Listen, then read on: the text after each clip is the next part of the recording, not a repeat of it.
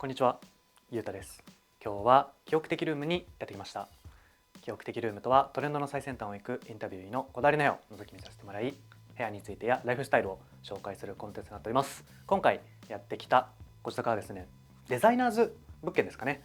3DCG アーティストの方が暮らす一人暮らしのご自宅にやってきました。かなりご職業柄が出ているのと、あとね、もしかしたら映ってるかもしれないですけど、スニーカーとか結構ファッショナブルなアイテムも多いので、そのあたりのお話をお伺いできればなと思っております。じゃあゲストの方にお待ちいただいているので行きましょう。今日はよろしくお願いします。よろしくお願いいたします。今回のゲストはですね、ゆうじさんです。こんにちは、柘植裕二と申します。現在3DCG アーティストとしてフリーランスで活動させていただいてます。本日はご足労いただきありがとうございます。こちらこそ大変お待たせしました実はちょっと僕らがカメラの機材をちょっと一部忘れてしまって、多分1時間半ぐらいですね、遅れてしまいました。本当にすみません。あるあるですね。いや、ここからでも張り切って気合い入れて、そうです。ちょっとインタビューさせてもらうので、はい、よろしくお願いします。ということで、今回紹介していただくご自宅、ワンルーム、はい、ということで、だいたい平米数、広さはどれぐらいのご自宅ですか？そうですね、ワンルームでだいたい25平米、10畳ぐらいですかね。はい。このご自宅結構個性的ですけど、なんか選んだ決め手とかそういうのありますか？そうですね。初めてこの家に内見に来た時に不動産の方と2人で、なんでこの隅にくそうな物件はと2人で苦笑いして。苦笑いからスタートだったんですね。そうですね、2人でなんだこれはってなって、ただちょっとそこが逆に燃えてしまって7、8割ぐらい仕事場兼アトリエみたいな感じで使っているイメージなので、仕事のモチベーションになるようなものを置きまくって、今絶賛ちょっと部屋を育ててる途中。はい。結構ね、僕もちょっとご職業、お仕事にちょっと興味もあったりするんで、そのあたりもちょっとお聞かせいただきながら、お部屋について聞ければなと思ってるんですけど、このお部屋全体を通してインテリアのテーマじゃないですけど、そういうのって何かありますか？床がモルタルで壁がホワイト、ちょっと無機質で無骨な感じがするので、ちょっとなんか冷たくなりすぎないように程よく、こういう木の感じとか植物とかも取り入れて、そこをアクセントにちょっと温かみも取り入れております。なんかこうちょっと海外っぽいですよね。そのままこうシームレスに、玄関がいわゆるないというかね。なかったんですよねこれ一瞬迷いません？迷わなかったです。どこで靴脱いだらいいの？もはやもう脱がなくていいかなと思ってたんですけどさすがに日本なので、ここら辺で靴脱ぎ履きして。スニーカーがダッとこうありますけど、結構お好きですか？スニーカー、そうですね、そんなに詳しいわけではないんですけど、自分が好きなものを置いている感じで。ハワイにあるキスっていうセレクトショップで購入して、多分日本だとネットでしか買えないのかな。個人的にギャルソンがすごい好きで、なおかつこのサイドの高いブルーの感じがすごいお気に入りです。最近よく履くのがサロモン、デザインもさることながらすごい履きやすくて、あまり疲れない、よく歩きそうだなっていう日にはもうこれが一番ベストかなって思います。はい。たまに気分でアディダスとか別のギャルソンも履いたりして。ここはもともとあれなんですか？はい、スニーカーのこの収納は、このラックは Amazon で購入して、ご自身でつけたんだ。8000円ぐらいで購入しました。このスペース有効活用したいなと思って。確かにっていう感じです。でもここがなかったらスニーカーしまう場所がないってことですか？そうですね、一応ここ収納になってるんですけど、こっちはこっちでなんか機材とかはなんかしまわなくちゃいけなくてってなると、そうですね、ここスペースデッドスペースになると思ったんで、ここを使って、あとは突っ張り収納でいうと、こちらも突っ張りのね、これはあれですね、みんな大好きドロワーラインやっぱりここもなんかデッドスペースになりがちだったので、でなおかつなんかあんま棚を置くとなんかどうしてもなんか動線が邪魔になっちゃうと思ったので、突っ張り棒っていう形で考えましたね。これってあれでしたっけ？こういういわゆるパーツもなんかカスタムできるんでしたっけ？そうですね、パーツ一個一個別売りになってて、自分好みにカスタムできるやつになってますね。上から説明していくと、オードリー・ヘップバーンがいて、ここは日用品、イヤホンとかお財布とかいろいろ置いてるんですけど、これはアートブックですね。田波圭一さんっていう、もうちょっとお亡くなりになられたんですけど、結構自分がこう作品作りするときにアートブックとかからそういうのからインプットすることが多くて、アイデアの一部として利用させてもらってますね。こういう感じでサイケデリックアート、はいはいはい。確かにちょっとパキッとしたサイケっぽい感じの。ちょっとなんか風刺画みたいなのも込められていて、こう自分好みの一冊にはなってます、ね。下はヘッドホン？そうですね、下ヘッドホンで、ビーツのやつはほぼほぼ使ってなくて、外に持っていくときはこのマーシャルのヘッドホン使用してますね。マーシャルやっぱ音いいですか？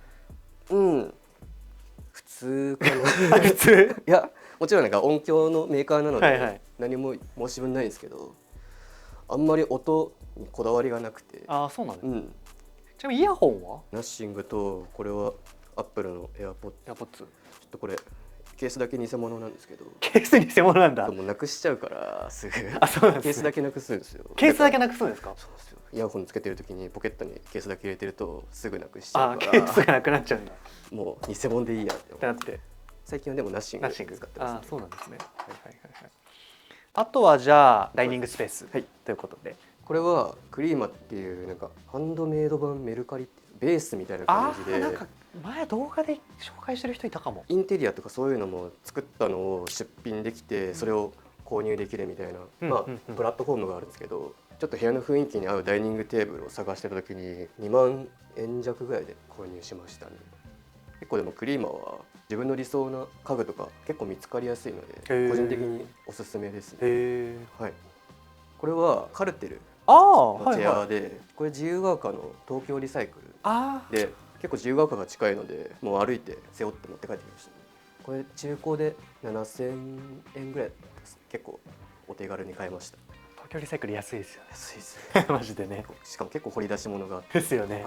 どうですか、座り心地とかは？座り心地はあんまりよくはないかな。よくないんだ。でもついでに紹介すると、こっちダルトンのスツール置いてるんですけど、これがもうめちゃめちゃ座り心地良くないので。良くない。腰痛くなっちゃうんですよ、こっちが。だからこっち座るとだいぶ楽になります。背もたれがあるし。そっか、こっちはキッチン側だからこう背もたれのないものを置いてるみたいな。そういう感じです。通りやすく。結構あれですか、ご自宅はこうなんかご友人を招くとかっていうよりかは、結構お一人ですこうくつろぐ場所みたいな感じなんですか？そうですね。もう客はめったに招かないで、もうなんかだからなるだけお客さんがくつろげるスペースがないんで自分のための。そうですね。これは100均で買ったマネキンの頭にただドライフラワーぶっ刺して、ただの趣味って感じ。これご自身でドライも全部？いや、これは購入したもの。購入したやつを。でこれもポップアップでリース作られてる方がいて、クリスマス過ぎたんですけど、クリスマスっぽくないシーズン通して飾れるようなデザインだったので家にお迎えしました。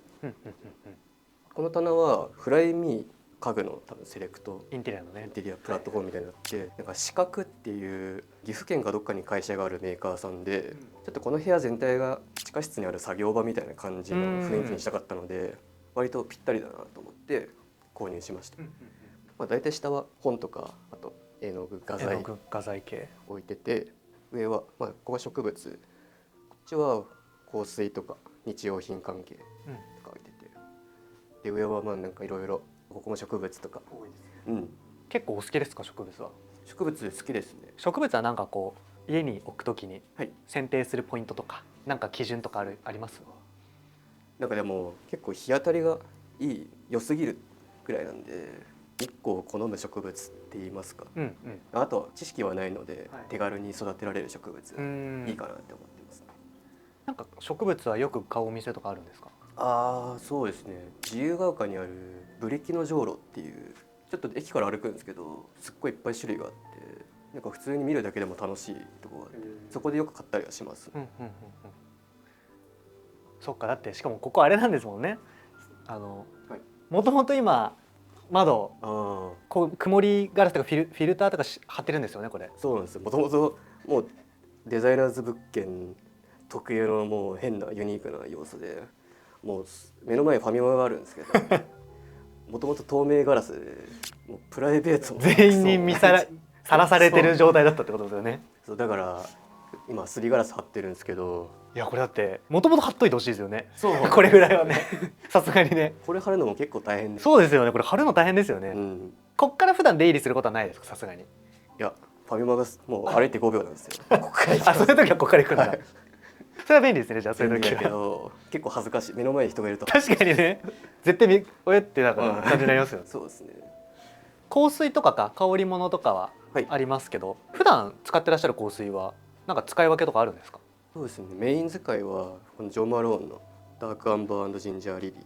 これロンドンにいた時に街中でふとこの匂いが香ってきて、すごい探してたんですけど、どこの何なのかも分かってなかったんですけど、一旦ジョー・マローン行って探してみようと思ったらたまたま本当に見つこれだったんだ。すでもごいですね。そこからずっとこれ使ってます。へあとはまあ一世三宅のロード一世とレプリカは気分によって、これとかよく夏とかには使います。ー、うん。これは洗濯した時にコインランドリー使って乾燥機かけに行ってるんで、100円玉は常に必要なんで、ここに北海道に小樽に行った時にガラス細工の工房みたいのを見つけて、多分これ灰皿とかになんですけど、あこれ可愛いなと思ってここに小銭を置いてます。あ。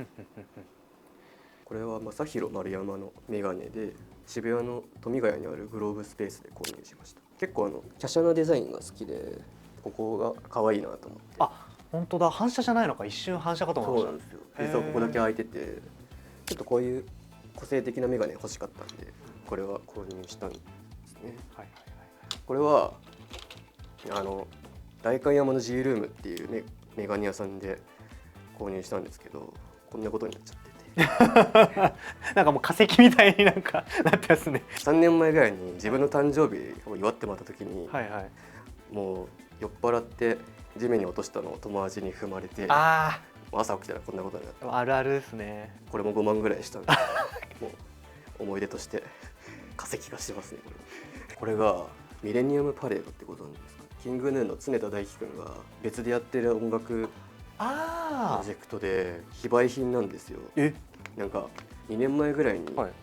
ワールドツアーをミレニアムパレードやる予定だったのが全部キャンセルになってしまっへて、で自分はそれロンドン公演を応募したんですけど、まあなくなってしまったんですけど、でそのミレニアムパレード側がそのお詫びじゃないですけどシークレットライブみたいなのをお忍びでやってくれて、その時行ったんですけど、え。そこのなんか何でしたっけ、ペナルティみたいな、ペナルティじゃないノベルティ。ノベルティーペナルティ全然ちょっと話変わってきちゃいますね。ノベルティーですノベルティでいただいたものです。はいはいこれは結構宝物ですね。だからこれはアパレルブランドなんですけど、テンボックスっていう最近注目し始めてるアパレルブランドですね、自分の。はい。これお店の名前忘れたんですけど、なんか栃木県にあるなんかアンティーク専門店みたいなところで、あ、わかりますかね？栃木のどこですか？那須とか近かったですよね。はい。あれじゃね？なんか倉庫みたいなところ。そうです。俺も行きました。行きました。俺も行きました、そこ。すっごい安かった。これ1600円。あ、そうなんだ。可愛いですね、この時計。うん、プロフィールのアイコンってこれは全部自分があ、描いたご自身で描いてるんだ。はい。へポートレートの水彩画なんですけど、はいはい。まあ、ちょっとモダンアート寄りなんですけど、うん。ここら辺は全部自分で描きました。へえ。自分で描いてるんですね。で、お隣が仕事のスペース。はい。はい。ということで、どうですか、この作業環境は構築するにあたってこだわってるポイントとかありますか？モニターはなるだけ大きい方がいいかなっていうのはあって、直帰っすね。ただちょっとでかすぎますね。でもでかすぎるんだ。ここら辺とかだってもう見えなくなってちょっとここまででかくする必要なかったなってはいはい思うんですけど、まあ CG の時はこの設備投資が結構かかりません？そうですね。やっぱこれ多分70万ぐらいでしょ。普通の人絶対買わないわけですよね、メモリ。これが多分この家で一番間違いなく高いです。ああ、そうなんだ。もともとこう CG のはい。お仕事は今はフリーランスみたいな感じなんですか？そうですね。もう基本フリーランスで、まあクライアントワークうん。はベースになってます。へえ。なんかこの CG のお仕事をはい。きっ始めたきっかけというか。かけですか。さっきの話にも上がったミレニアムパレードってのミュージックビデオがあるんですけど、映像技術がとにかく自分の中で刺さって、自分もなんかこういうの作ってみたいなっていうのでやり始めましたね、 CG は。じゃあ独学みたいな。そうですね。なんか YouTube とかいっぱい上がってるんで、それ見ながら基本独学で。へえ。今もう始めてどれぐらい経つんですか？何年ぐらいですか？ちょうどでも CG 触り始めたのが2年前ぐらいですね。2年前なんだ、はい。すごいですね。2年で仕事できるようになるんだ。いや、本当毎日最低2時間とか触りまくって、で基本毎日勉強って感じで。まあそうですよね。すごい。これ IKEA です。3、4千ぐらいだったかな。でもなんかちょっと変えたいなと思って。あ、そうなんですね。はい。なんかここもここら辺のなんかテーマに合わせてちょっといいのあれば探して感じで。これはクリスマス感が出るんですクリスマス感がありますね。仕事を集中しやすくするためにここを明るくするんですけど、はい。なんか面白みじゃないですけど、ちょっとつけてデコレーションみたいな。そうですね。あとはこれは何ですか？これは全然使ってないんですけど、カナダに行った時に買ったフィルムカメラ。一応フィルム入れれば撮影はできるんですけど、現像するのがめんどくさくてフィルムこの中に入れてそういうこと？ずっと現像せずにいます。じゃあずっとカナダの写真が眠ってるんですか？眠ってるんですよ。そうなんだ。いつか現像行こうかなと思ってるんですけど、結構ね、さっきもこう旅行のお話とかはい、出ましたけど、結構海外とかはお好きなんですか？そうですね。多分年に1回ぐらいはどっかしら行ってると思います。へー。なんかね、一時期住んでらっしゃったみたいな。そうですね。ダンスやってたんで1年とかニューヨークとかロサンゼルスとかダンス学びに留学は行ったりして、でその時からなんか海外に行くのが好きになって、なんかこうロンドンとかいろいろ行ったりはしてます、今でも。さっきカメラ街で実は10年前にね、代々木で会ってたことが判明しました。同じダンスのね。そうなんだ、同じイベントに出てたっぽいです実は、ね、すごいですね。ここのバンクシーはイギリスで購入したもの、こっちは自分が撮影したものですね。これはカナダのかカルガリーっていう場所に住んでて、結構雪山、田舎町だったんですけど、カナディアンロッキーっていうんですかね、山とかが綺麗な場所。ここは自分が描いた水彩の、ストレンジャーシングスのファンアートとか。本当だ。デスク周りはこの下に入ってるこの収納棚、これ収納棚ですか？そうですね。これ今置き場所がなくてここに置いてるんですけど。そういうことなんだ。誰か欲しい人いればあげるし捨てるか、今もう完全足置きになっちゃってて。そうなんですね。そうなんですよ。もうでも使ってないです、これは。じゃあ欲しい方がいたらコメントまでコメントがインスタまで送るんで連絡くれればね。はい。こっち側が寝室、そうですね、ベッドルームということで、この家の中で唯一ここだけがくつろげる場所なので、なるだけ快適に過ごせるようにっていうので、ベッドもダブルで置いてて、エマスリープ多分6万ぐらいの、普通にいい感じですね。寝やすいですよ。ここだけなんか床の色がちょっとここだけ木目になってるんですよ。ここフローリングなんですよ。そうなんです。だからここだけ多分元からもう寝室として使ってくださいみたいな、そういう多分あれがあるのかなって。不思議ですね、ここだけ変わってるの。これはなんかメルカリでアメリカンヴィンテージのラグって探してて、一点物とは書いてあったので。一点物なんだ。これでも6000円ぐらいでした。6000円ぐらい。はい。こちらに洋服がたくさんあると思うんですけど、結構ファッションはお好きですか？ファッションもそうですね、スニーカーと一緒で別にそこまで詳しいわけではないんですけど、多分人並みに好きですね、集めたりするのは。ワコマリアっていうパラダイス東京は結構好きで買ったりはするんですけど、パルプフィクションの T シャツとチーチ&チョン、どっちもなんか映画のあれですよね、プリントされたスウェットと T シャツなんですけど、結構もうワコマリアはトップ3に入るぐらいが好きですね。このミレニアムパレードの本当だ、ノベルティで一緒についてきたやつ。これも非売品なんですか？そうです。その時にいただいたやつ。そう。でももう売ってない。本当はここ回る予定だった。そうですよね。洋服はどうですか？なんか行きつけのセレクトショップとか、さっきギャルソンもお好きって出てましたけど、なんかありますか？そうですね。なんか中目黒にある 1LDK っていうセレクトショップ、結構自分好みな服が結構揃ってて好きですね。今日の全身のコーディネート、せっかくなんでお尋ねしてもいいですか？下のシャツはさっきご紹介した通りテンボックスっていう、これはハートのなんかボタンが可愛いのと、これ半袖なんですけど。半袖なんだ。本当だ。こうなってて、上はこれギャップのカーディガンですね。下が宗師大月っていう着物をコンセプトにしているようなドメスティックブランドで、これもなんかちょっとこう帯みたいな感じ。確かになんかベルトがちょっと特徴的ですね、そうなんですよ。あとちなみにこのさっき洋服を収納してた収納棚、はい、これはモノタロウだったかな、はいはいはいみたいなでちょっと工業的なねラックでしっかりはしてるんですけど、大容量収納できるんでいいですね。あと色味が普通に好みで、ちょっとなんかここはなんかアメリカンな感じもちょっとしますね、なんかうんまとまりが。あとプロジェクターですかこれ。あ、そうです。これ壁が白いんでこんなとこにつくここにダクトレールがついてるんですよ。なんかもうプロジェクターのためのダクトレールみたいな感じですね。そう今昼だからあんまり見えすごいないんですけど、そうですね。確かにしかもダイニングがここだとちょうどいいですね、まあワークチェアそっかワークチェアがあるのか見たり。なるほどね、はいはいはいはい。結構映画とかそういうのも好きなんですか？映画もストレンジャーシングスがやっと完結してよかったんですけど、なんか寂しくなっちゃって一からもう一回見直してるん見直ですしてよねいそうですよね多分そういう方は、ドスの人はね。そうですね。はいはいはいはい。こっちの奥に行くとキッチン、はい、ということで一人暮らしだと多分広くないですかキッチン。そうですね。だいぶこのキッチンの広さもこの部屋を選んだ決め手みたいなところもありますね。結構じゃあ料理もされるんですか？料理も結構しますね。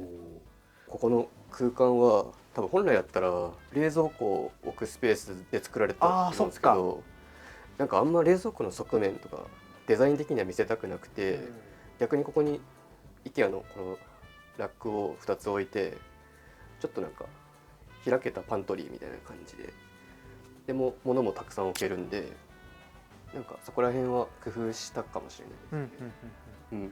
こういうのはご自身で貼ってるんですか？もともとそれは自分で貼ったんですよ。だから中途半端にここ今切れてる。あ、そうなんだ。油跳ねたりするんで原状回復返すっていうことを考えた時に何か貼った方がいいなって思って。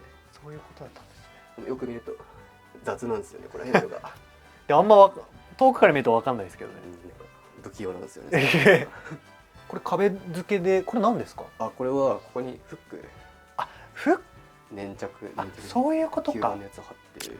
これですか、なんかキッチンペーパー的なやつ。そうなんですよ。ちょうど今朝切らしちゃった。そうなんだ。これはまたダルトンのティッシュケース。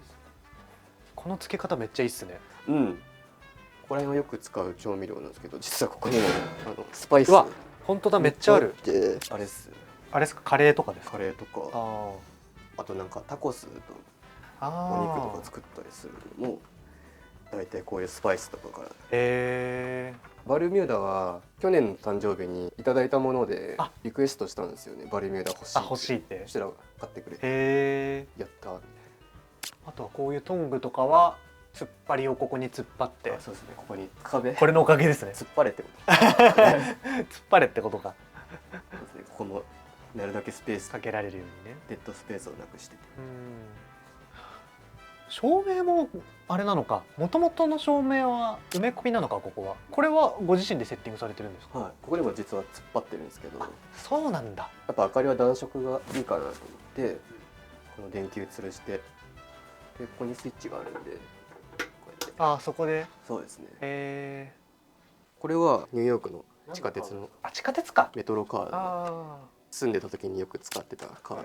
これは実は食費だけ家計簿つけてて。食費だけ家計簿つけてるんですか？毎月食費にいくら食材かかってるかって毎月計算してて、そのレシートをこの中に入れてます。食費だけなんですよね。食費だけ。そうなんだ。それ以外はもう無理なんで、家計簿めんどくさくて。なんで食費はつけてるんですか？いや、なんか食費だけ毎月自分がどれだけ金かけてるっていうのは知りたくて。そうですね、だいたい毎月3万とか前後なんですよ。結構じゃあほとんど自炊です。ほぼ自炊です。すごい。なんかこのエリア的にあんまり周りに外食できるところなくて。そうなんですね。もう半ば半強制的に自炊せざるを得ない感じなんで。そうなんだ。そうですね。ちなみに筋トレとかも結構。プロテインやってます。筋トレ、そうですね、ジム通ってます。やってる体だなって思いました。もうちょっとなんかそれこそゆうたさんぐらいなんかスラッとなんか細マッチョになりたい。いや僕こっち羨ましいなと思って。交換します。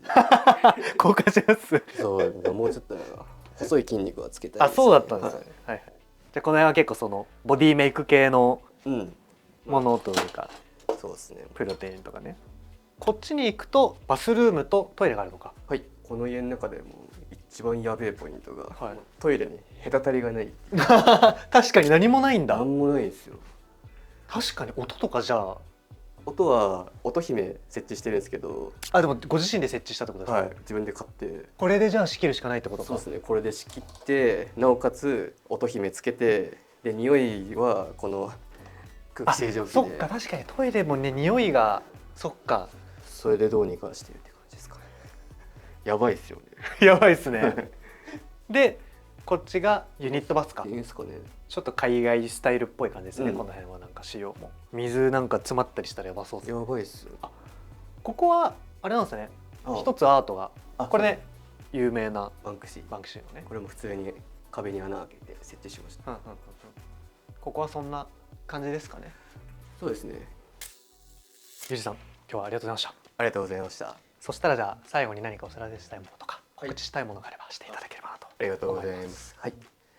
先ほど自分の描いた絵を、何枚か紹介させていただいたと思うんですけど、この度素敵なご縁がありまして、今年2回個展をさせていただくことになってまして、で1回目の個展がちょっと2月になるので、もしかしたらこの動画が上がる頃にはもう終わってしまっているかもしれないんですけど、2回目の方はまだ6月とかになるんで、自分のインスタグラムの方でアナウンスさせていただきますので、はい、もしよろしければフォローもお願いいたします。はい、ちなみに場所はどちらで開催されるんですか。こちらは1回目が新丸子、武蔵小杉の隣にある新丸子っていうお店で、先ほど何回か出させていたテンボックス、これですね、これの、デザイナーの方がちょっと飲み屋さんっていうかそういうお店をやってまして、そこのスペースをお借りしてそこで展示させていただきますので、そちらが2月にありまして、もう一つは横浜の方でそちらも飲み屋さんの